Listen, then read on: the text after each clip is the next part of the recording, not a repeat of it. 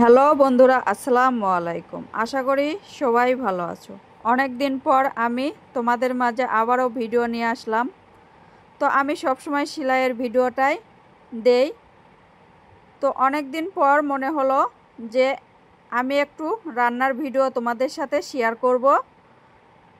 তো আজকে আমি আলু ও ডিম দিয়ে বগুড়ার আলু ঘাটি রান্না করব, সেই রেসিপিটা দিব।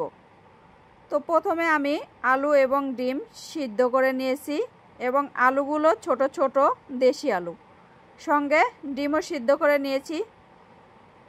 তো হয়তো বলবা যে আপু কমেন্টে তোমরা লিখতে পারো যে আলু এতগুলো ডিম দুইটা, তো ডিম একটা নষ্ট হয়ে গিয়েছিল, সেটা আমি ফেলে দিয়েছি।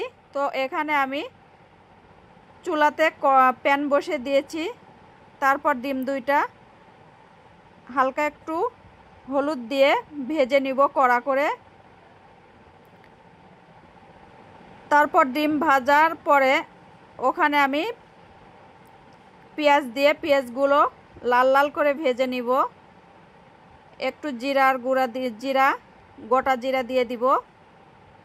দেওয়ার পর কিছুক্ষণ পেঁয়াজগুলো ভালো করে লাড়া দিয়ে লাল লাল করে নিব।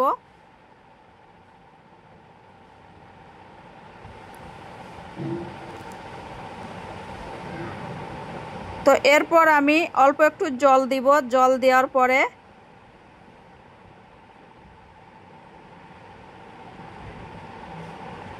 আদা বাটা এবং রসুন বাটা,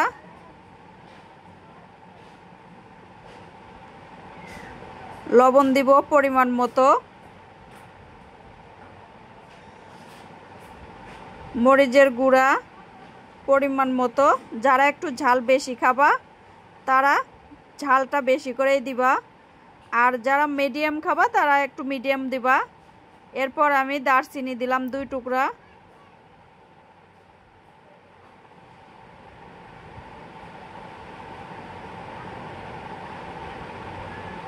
এরপর সাদা ফল দিব 2 টুকরা, কালো এলাচ দিব,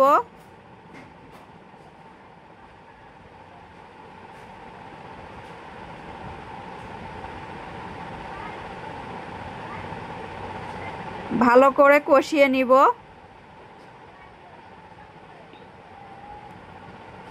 যাতে করে পেঁয়াজ থেকে তেলটা উপরে ভেসে ওঠে। তারপর আলুগুলো দিয়ে আমি ভালো করে লাড়িয়ে নিব।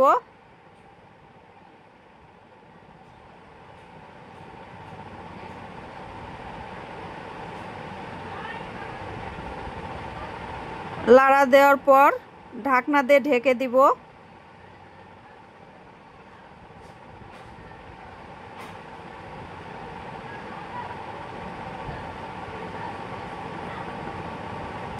তো কিছুক্ষণ পর আমি ঢাকনা তুলে আবারও ভালো করে লাড়া দিয়ে নিব।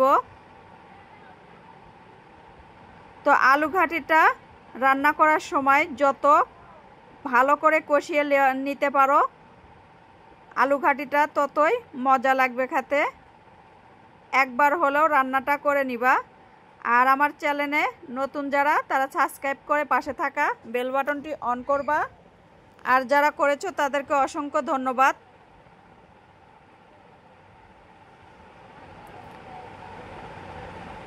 ইউটিউব থেকে যারা দেখবা তারা চ্যানেলটি সাবস্ক্রাইব করে রাখবা নতুন নতুন ভিডিও।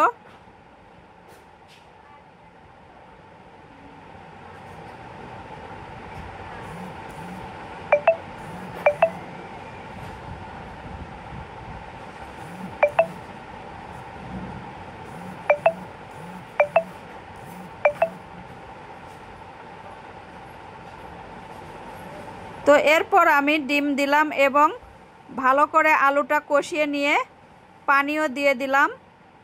দেওয়ার পর নাড়া দিয়ে আবারও ঢাকনা দিয়ে ঢেকে দিব। তো কিছুক্ষণ পর আবারও ঢাকনাটা উঠিয়ে নিব, নেওয়ার পর নাড়া দিব। তো আমার আলু ঘাটিটা হয়ে গিয়েছে। তোমরা একবার হলেও রান্না